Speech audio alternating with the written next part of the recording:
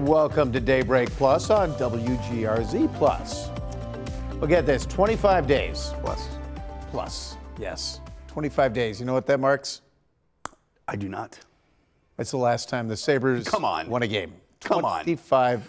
Do you remember they came back from California having won 3 in a row? They did the gravy boat thing. I guess it was for the pre-Thanksgiving game against the Wild. Yep. And everything was roses. Yeah, well, it was the curse of the gravy boat. They're talking that's about what now. it was. And I'll bring you back, 13 years to 2011, and the statement from this day forward: the Sabres' sole reason for existence is to win a Stanley Cup. That's what Terry Pegula said the day he was announced as the owner. But last night they got routed in Montreal, the previously worst team in the Atlantic Division, 6-1, extending the Sabres' losing streak to 11 games. There was some hope for a turnaround after owner Terry Pegula flew to Montreal and met with the team the day before the game, but 19 seconds in, that was what happened. And Pegula and general manager Kevin Adams reportedly told players and staff, "We believe in you. The solution is within the room." End quote. The solution, I'm not sure what room they were talking about, because last night they got routed 6-1, and head coach Lindy Ruff is being asked tough questions about the team's performance. Here's just some of his post-game interview. 2-0, you're being outshot 9-0, you're turning the puck over, you're taking penalties. I mean, just all the things that you've talked about.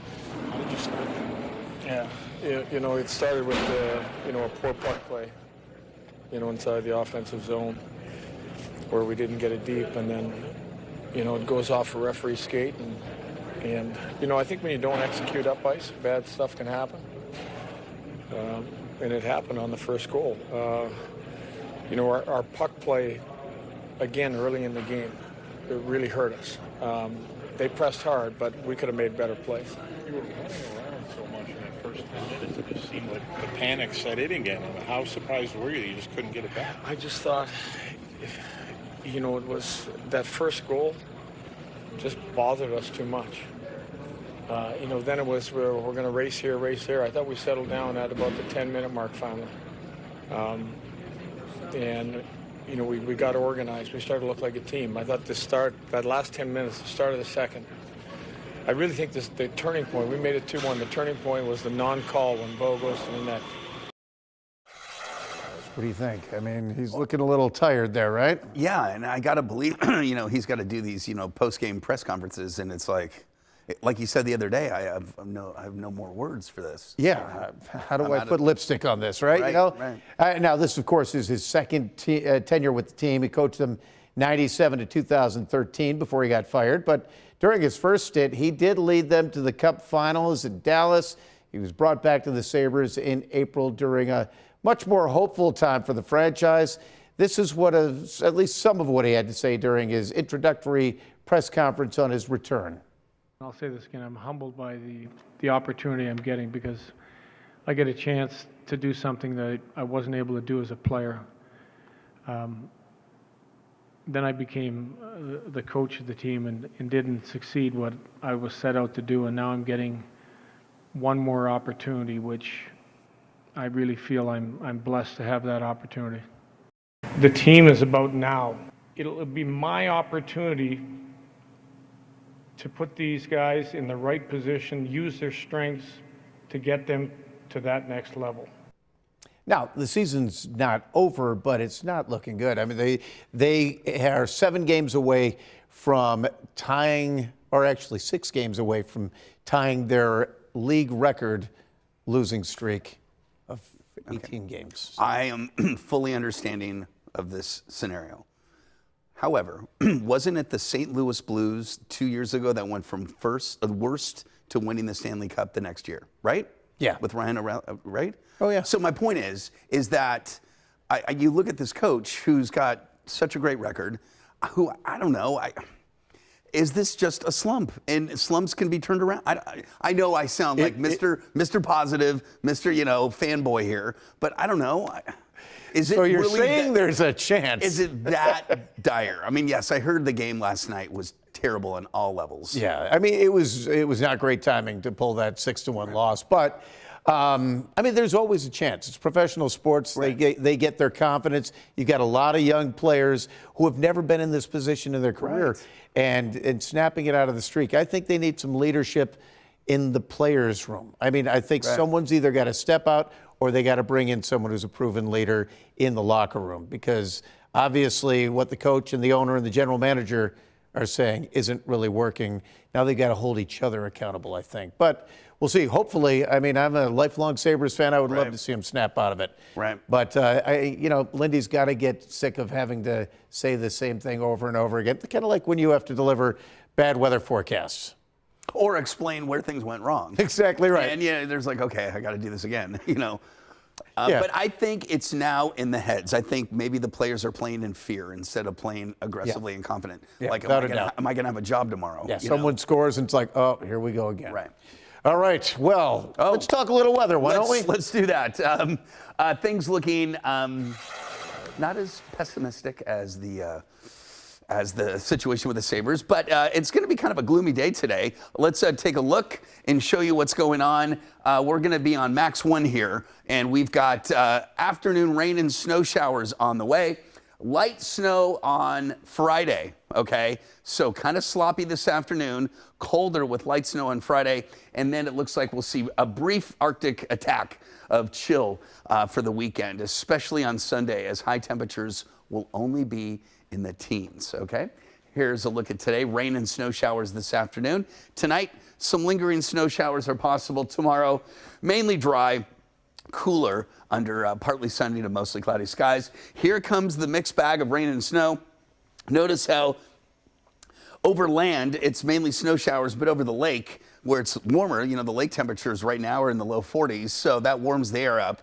And when your temperatures are very marginal, we could get some rain showers, especially close to the lake, snow showers elsewhere. So for Buffalo, it's likely going to be a mixed bag as the rain and snow showers move through from about the lunch hour into the early to mid-afternoon, and then it should be done. It's not going to amount to much, but there still could be an inch or two in the hills elsewhere, just a little bit of early winter slop is what we're going to see today. Tomorrow, we're going to see temperatures start off in the 20s to around 30, and then under partly sunny to mostly cloudy skies and mainly dry temperatures in the low 30s. Snowfall out of this will not be much. A couple of inches in the hills possible, 1 to 2 primarily elsewhere. Again, just some wet snowflakes is what we are expecting.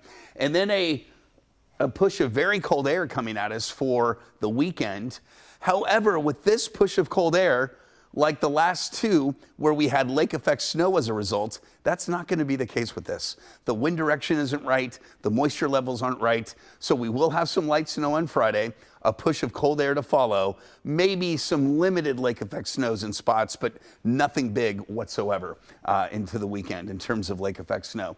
So rain and snow showers this afternoon, temperatures into the 30s, cloudy with snow showers overnight tonight.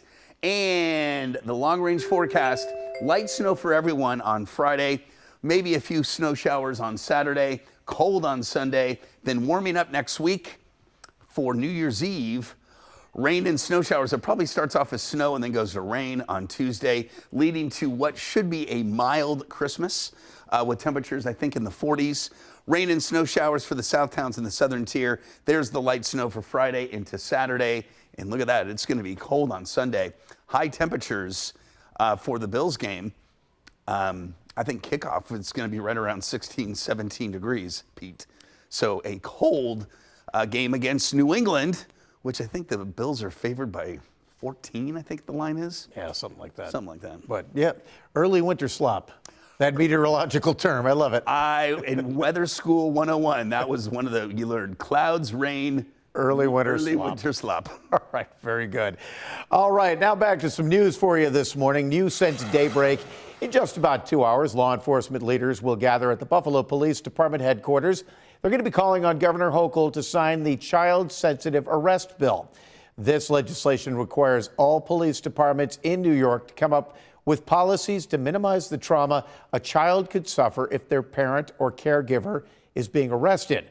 The police departments in Buffalo, the town of Tonawanda, and Cheektowaga, along with the Erie County Sheriff's Office, already have some sort of policy similar to that in place. And a quick look at what we're working on today. Defense attorneys are expected to start calling witnesses in the trial of Faro Strip Club owner Peter Gerace. Jurors could get the case as early as this week. Gerace is charged with drug trafficking, sex trafficking, and witness tampering. TSA is holding a news conference at the Buffalo Niagara International Airport. They'll be talking about how they're preparing for the holiday travel rush. That news conference is scheduled for 10 o'clock this morning. Despite their disappointment on the ice, the Sabres are looking to spread some holiday cheer in local schools. Team staff members will be at Christian Central Academy at 9:30, part of the Sabres Student of the Game program. This program is designed to incorporate floor hockey into PE, and students who participate get a free shirt as well as a free ticket, along with the purchase of another ticket to a select Sabres home game.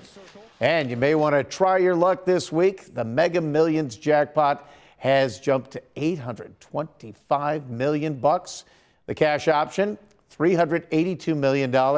Also, a heads up for frequent players. The price of a Mega Millions ticket will increase to $5 next year, and officials think this will push the jackpots even higher and create billion-dollar payouts more frequently. All right, so you're not a lottery player, are you? Neither am I. I don't think I've ever played. No, it's Not that I just because what do? You just tell them I want to. I mean, do you pick your numbers or do they pick them for you? someone will be there to help you. Okay. Let's not display my ignorance. I just haven't played, but clearly, Yes. this is. I mean, billion-dollar ticket winners that's insane. Oh, yeah, no doubt about it. And guess what? The Bills, they've got $1 million uniform coming up this weekend. A sweet new uniform combo comes Sunday. They'll be wearing the red jerseys with the white pants and red socks and the white helmet. Now, I can't believe this, but this is the first time the team has worn this exact combination. They've worn the red before, but never with white pants. The Bills kick off against the Patriots on Sunday at 4:25. What's your favorite Bills combo? I call it and I've heard others call it too, the stormtrooper look, white on white. I just think it's crisp, it's clean. It reminds me of stormtroopers from Star Wars. Yeah. But I just like that the best. You know, it's simple, but it's crisp and clean and kind of.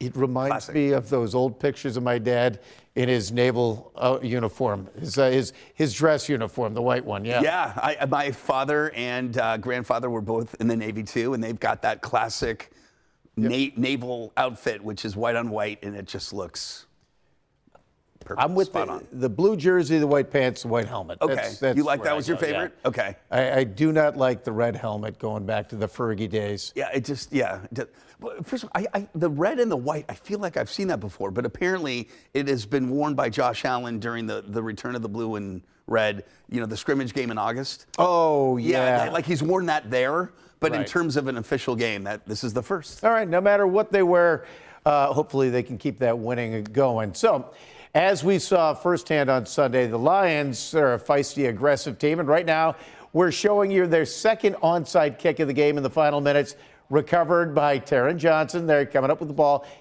Now, if you've ever played football, you know what happens at the bottom of those piles.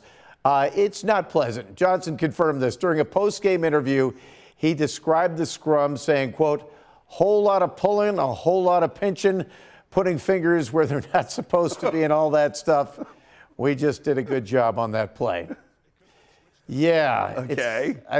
That leaves your imagination to run wild. But yeah, I mean, I've heard it can be very ugly down there. Yeah, I've got some friends who've played rugby as well, and it's the same type of dynamic. It's where the refs can't see, anything goes, right? Right. But yeah. Well, yeah. I mean, they're probably doing whatever they can to, get the ball loose, and if that means poking and prodding, and who knows. That's why it drives you nuts when that pile stays there for that long. It's Right. like someone's got to get out of there with it. Yeah. All right. Well, with that, we're going to wrap things up for Daybreak Plus here on WGRZ Plus, and we're looking at a sloppy day weather-wise.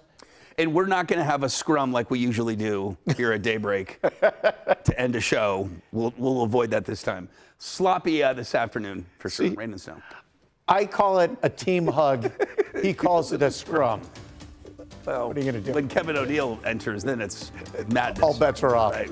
Have a great day. Thanks for joining us.